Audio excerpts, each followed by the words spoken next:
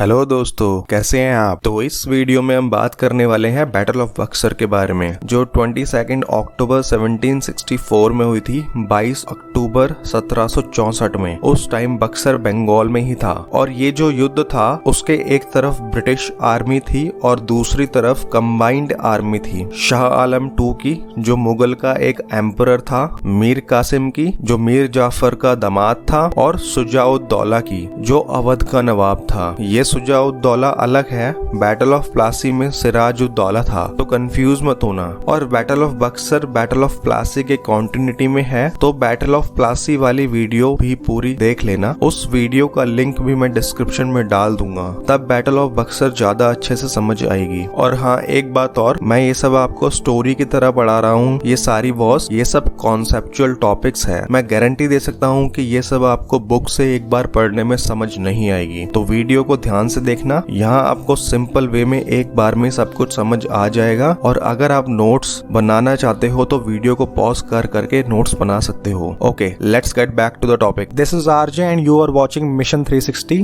So stay tuned.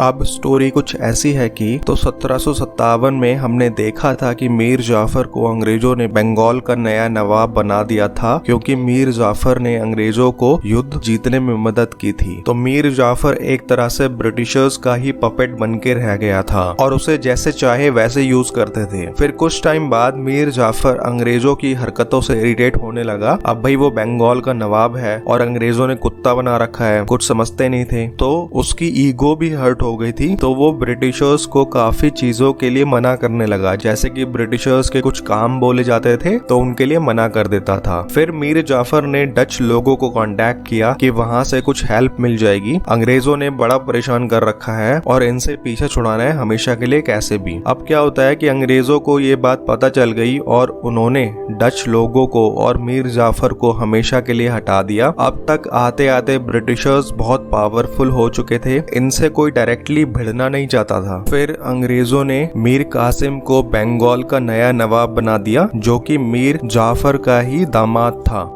Mir Qasim भी छोटा था, कम उम्र थी, इतनी ज्यादा खुशी बर्दाश्त नहीं कर पाया और पगला गया। पहले तो ब्रिटिशर्स को गिफ्ट बांटे जा रहे हैं, बहुत गिफ्ट दिए, अब अपनी ट्रेजरी में से निकाल के बहुत सारे गिफ्ट दिए, मतलब जो एक राजा का खजाना होता था उसमें से निकाल के गिफ्ट दिए। बहुत खिला रहा है ब्रिटिशर्स को, कुछ ज्यादा ही खुशी हो गई इसको और कुछ ऐसी बात करने लगा, ये लो खाओ और अपने बच्चों को भी खिलाओ ताकि वो हरी भरी पोटी करे।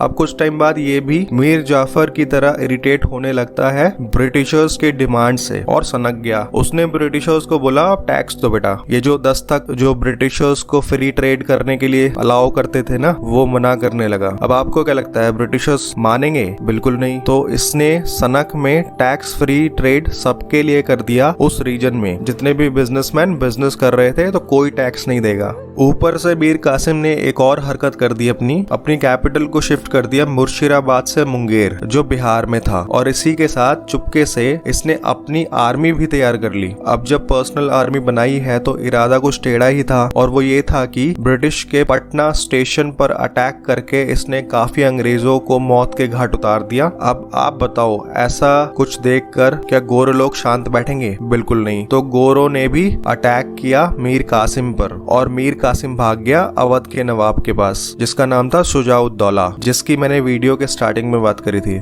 और पीछे की स्टोरी कुछ ऐसी भी है कि ब्रिटिशर्स ने शाह आलम II को बहुत बार धमकाया हुआ था, तो वो भी चिढ़ा बैठा था अंग्रेजों से। तो फिर मीर कासिम ने सुजाउद्दौला और शाह आलम II को अपने साथ ले लिया और ब्रिटिश से लड़ाई स्टार्ट कर दी, और इसी वॉर को बोला जाता था बैटल ऑफ बक्सर। और इस लड़ाई में British under the leadership of Hector Munro, ये हेक्टर मुनरो की लीडरशिप में ब्रिटिश ने लड़ाई की, और दूसरी तरफ थी कंबाइंड फोर्सेस, जिनको हेक्टर मुनरो ने में बुरी तरह हरा दिया। अब इस लड़ाई के कुछ रिजल्ट की बात कर लेते हैं। नंबर 1, बैटल ऑफ बक्सर के बाद ब्रिटिशर्स का कंट्रोल इलाहाबाद तक आ गया था और Britishers and Mughal emperor Shah Alam II के बीच एक ट्रीटी साइन हुई थी, जिसके बाद पहली बार अंग्रेजों की एक्चुअल में लॉटरी लग गई थी इंडिया में। इनके पास बेहिसाब पैसा आ गया और वो ट्रीटी ये थी कि ट्रीटी ऑफ इलाहाबाद, जिसमें ब्रिटिशर्स शाह आलम II के नाम पे टैक्स वसूलने लगे बिहार, बंगाल और उड़ीसा के, और बदले में शाह आलम II को 26 लाख की पेंशन दे दी। एक छोटी सी पेंशन देकर शाह आलम II के नाम पर टैक्स वसूलने लगे, जिसको बोला गया ट्रीटी ऑफ इलाहाबाद, जिसको एक तरह से जमींदारी राइट्स भी बोला करते हैं।